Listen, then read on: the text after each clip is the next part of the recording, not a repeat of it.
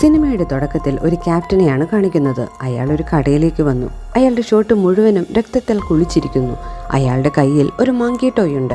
കടയുടമ ചോദിക്കും, monkey toy പൊട്ടിയിരിക്കുകയാണല്ലോ, ഇത് ഡ്രം വായിക്കുന്നില്ലല്ലോ. ഇത് കേട്ട് ക്യാപ്റ്റൻ പറഞ്ഞു, ഭാഗ്യം ഇതൊന്നും ചെയ്യാത്തത്. പെട്ടെന്ന് തന്നെ മങ്കി ടോയ് ഡ്രം വായിക്കാൻ തുടങ്ങി. അപ്പോൾ മുതൽ അസ്വാഭാവികമായ പലതും അവിടെ നടക്കാൻ തുടങ്ങി. ഒരു എലി വന്ന് കയറ് മുറിക്കുന്നു. ആ കയറിൽ യോജിപ്പിച്ചിട്ടുള്ള സാധനങ്ങൾ അനങ്ങാൻ തുടങ്ങി. അവസാനം ഒരു അമ്പ് വന്ന് കടയുടമയുടെ മേൽ തറക്കുന്നു. ഒച്ചയെടുക്കാൻ കഴിയും മുമ്പേ അയാൾ മരണപ്പെട്ടു. ഇത് കണ്ട് മനസ്സിലാകുന്ന ഒരു കാര്യം, ഈ മങ്കി ഒരു ശാപമുള്ളതാണ്. എപ്പോഴൊക്കെ ഈ മങ്കി ഡ്രം വായിക്കുന്നുവോ അപ്പോഴൊക്കെ ആരെങ്കിലും മരണപ്പെടും. ഇത് ഈ ക്യാപ്റ്റൻ അറിയാമായിരുന്നു. അയാൾ ഈ മങ്കിയുടെ കൊല കാരണം ആകെ മടുത്തിരിക്കുകയാണ്. ക്യാപ്റ്റൻ മങ്കിയെ കത്തിച്ച് കളയാൻ തീരുമാനിച്ചു.